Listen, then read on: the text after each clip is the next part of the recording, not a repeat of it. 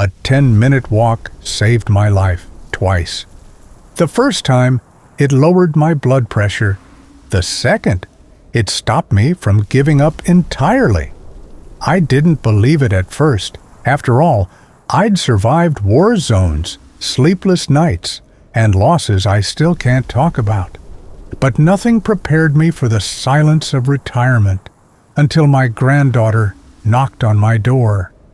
For 30 years, the Army was my life. The shouting of orders, the clatter of boots on concrete, even the deafening roar of gunfire, those sounds meant I was doing something. I was alive. When I finally retired, I traded battlefields for a quiet workshop in Ohio. I thought woodworking would fill the silence. For a while, it did. I built rocking chairs for neighbors, picture frames for my kids, birdhouses for Lily, my granddaughter. But then the orders stopped coming. The project slowed. The house grew too quiet. I've been retired 10 years now, and I can tell you this, nothing weighs more than silence, not even a loaded rucksack on a 20-mile march. Most days, I sit by the window and watch dust dance in the sunlight. The tools on my workbench are neatly lined up, untouched. My hands tremble sometimes. Arthritis, the doctor says, but I hate it. Those same hands once gripped rifles steady as stone. Now they can barely hold a coffee mug without spilling. And don't get me started on my blood pressure. The doctor's been warning me for years. George, he says, your numbers are climbing. Just 10 minutes of walking a day could help bring them down. 10 minutes. He says it like it's nothing. He doesn't understand what it feels like to be tired before you even stand up.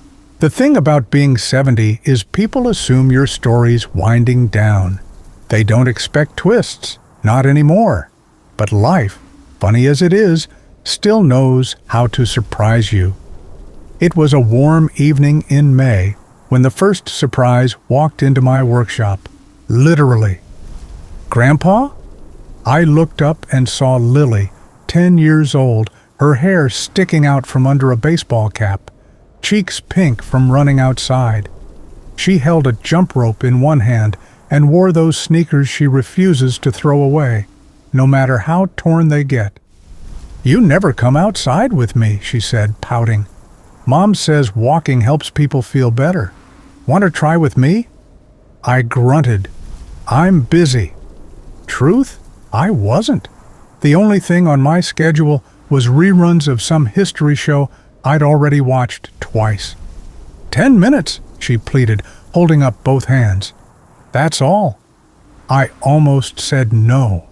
My knees hurt. My pride hurt. Everything hurt. But there was something in her eyes, determination wrapped in innocence, that I couldn't resist. She looked so much like Mary at that age. My late wife, my anchor. Fine, I muttered. 10 minutes. I won't sugarcoat it. The first walk was hell. Every step felt like dragging sandbags. My lungs burned, my legs ached, and halfway through I wanted to quit. Lily, on the other hand, hopped along beside me like it was nothing. She pointed at squirrels, waved at neighbors, and told me about school projects I barely understood. When we got back to the driveway, I collapsed onto the porch steps. Lily handed me her water bottle. See? Not so bad. I didn't answer. But that night, something happened I didn't expect. I slept deeply. For the first time in months, I didn't toss or turn. I didn't wake up sweating from nightmares I never talk about. The next evening, Lily appeared again. Ready? I looked at the TV remote in my hand, then at her. Fine, I muttered, pretending she was bothering me. Truth was, I didn't hate it. By the third walk, I noticed I wasn't breathing as hard. By the fifth, I started recognizing faces in the neighborhood. faces I'd ignored for years. A man trimming his hedges waved. A woman watering her flowers smiled. For the first time since Mary died, I felt visible. 2 weeks in, something unexpected happened. We were passing the big oak tree at the end of the block when I heard someone call my name. George! I turned and saw a familiar face I hadn't laid eyes on in 20 years. Samuel! We'd served together. Different unit, same deployment. Last I heard, he'd moved to Florida. Sam? I laughed, shaking his hand like I was gripping a lifeline. He'd lost weight, walked with a cane, but that grin was the same. Didn't know you lived around here. Didn't know you moved back, I replied. We stood there for a moment, two old soldiers blinking back memories we didn't dare speak aloud. You walk every night, he asked. Just started, I said. Mind if I join? I didn't mind. Truth be told, I needed it. The real twist came later, at the doctor's office. I expected the usual lecture, the raised eyebrow at my numbers. But this time, the nurse smiled. Whatever you're doing, she said, keep it up. Your blood pressure's down, significantly. I stared at her. Down? Already? Already. Walking, just walking. After everything I'd been through, war zones, surgeries, grief, it felt ridiculous that something so simple could work. But it did. That night, I didn't wait for Lily to come knocking. I was already sitting on the porch, sneakers tied, waiting for her. The walks became our ritual. 10 minutes at dusk, just me and Lily, sometimes Samuel tagging along when he felt up to it.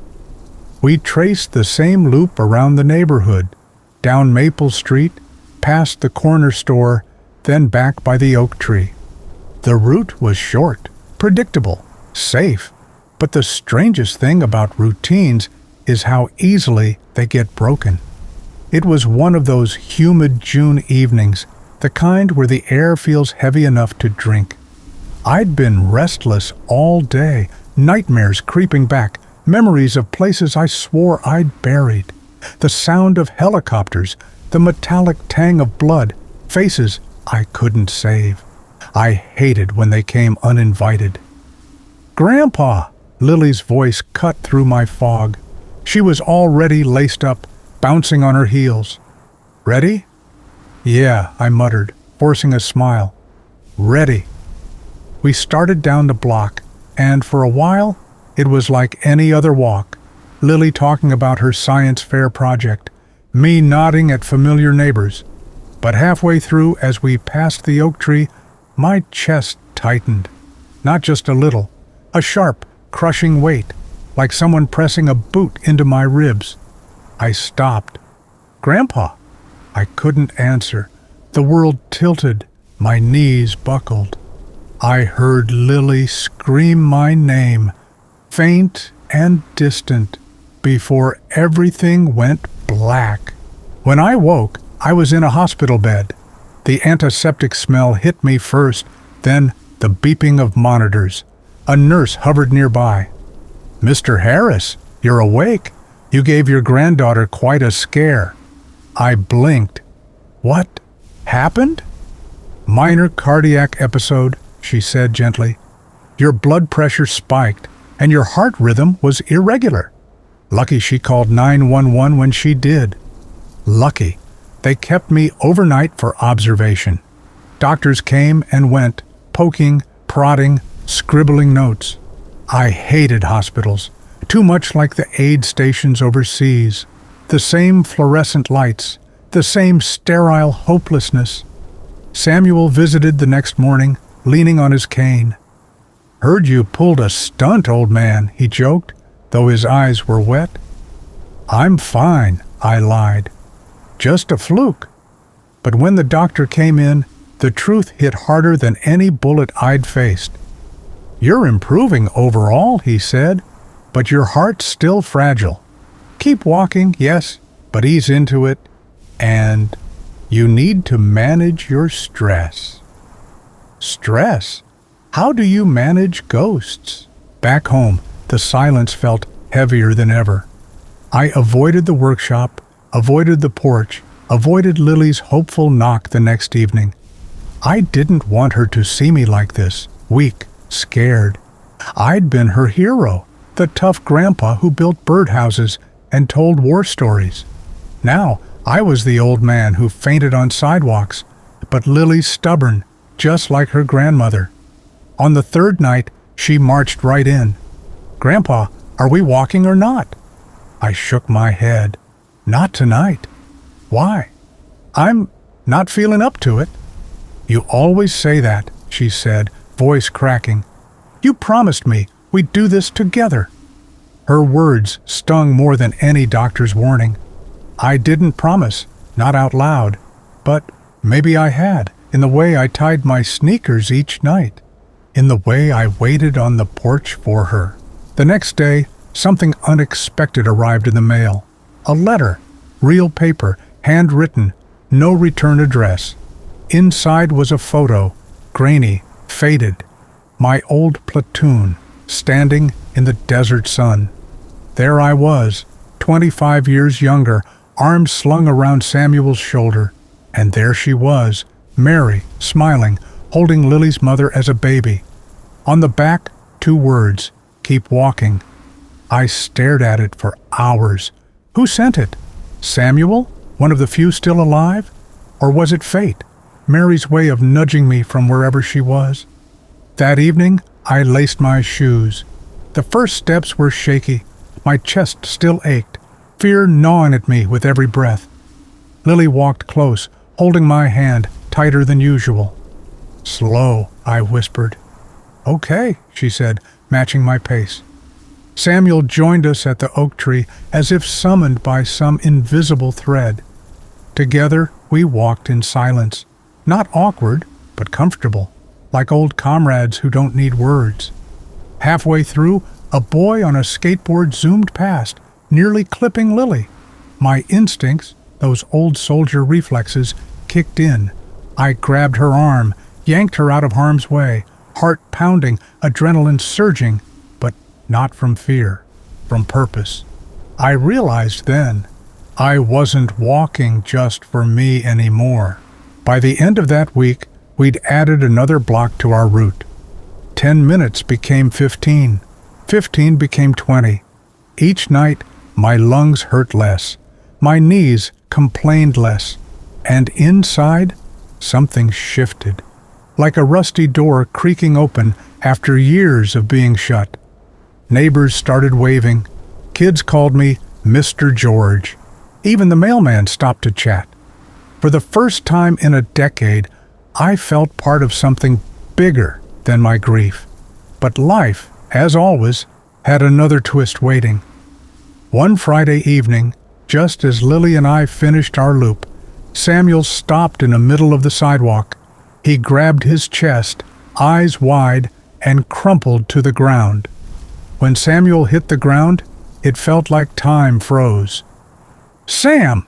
I dropped beside him, instincts from decades ago taken over. 2 fingers on his neck, pulse, faint but there. His chest rose and fell shallowly. Lily stood frozen, eyes wide with terror. "Call 911, I barked, sharper than I meant. My voice, commanding, automatic, echoed down the quiet street. She bolted toward the nearest house, screaming for help. I stayed with him, my hands pressing against his shoulder, murmuring, "Hang on, buddy, not like this, not now." The sirens came fast.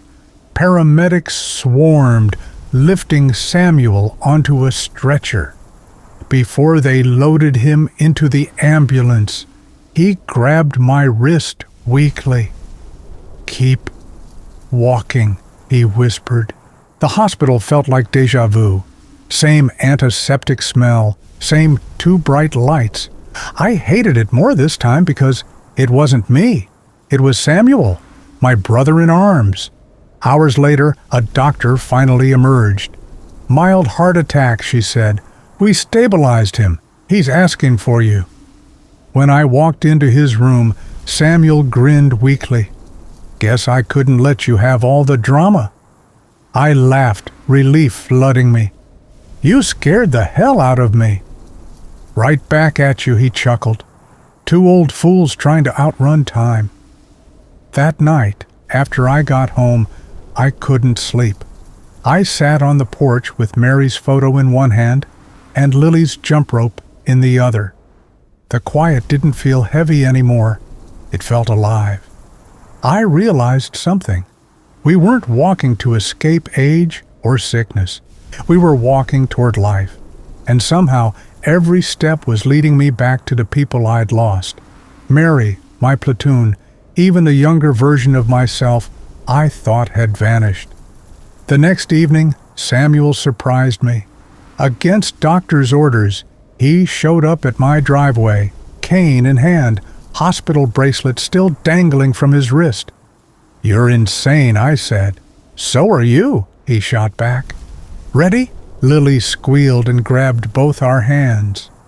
We walked slower than usual. 3 generations linked together.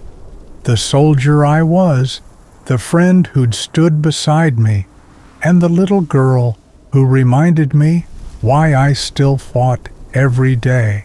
Weeks passed. Our walk stretched from 10 minutes to 30. My blood pressure stabilized. I slept better. The nightmares came less often, and something else happened.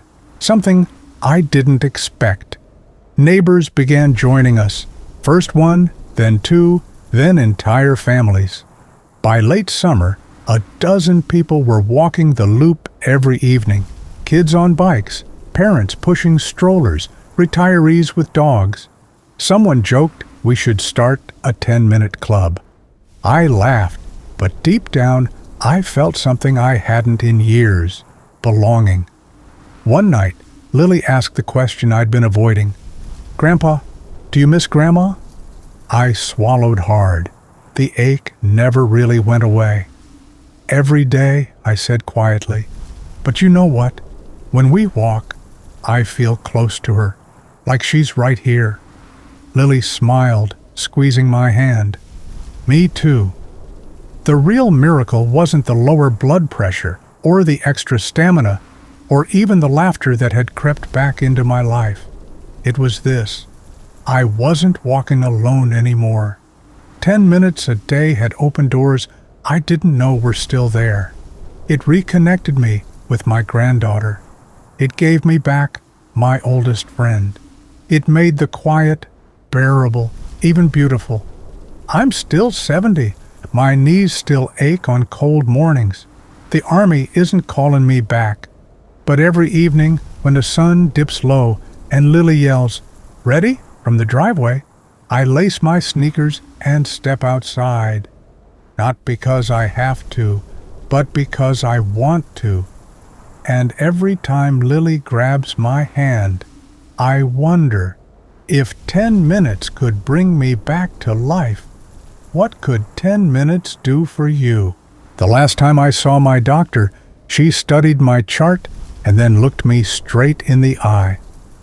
"Whatever you're doing, George," she said softly, "keep doing it. It's working." I smiled. It's just 10 minutes. But in my heart, I knew it was never just 10 minutes. It was 10 minutes that brought me back to my family.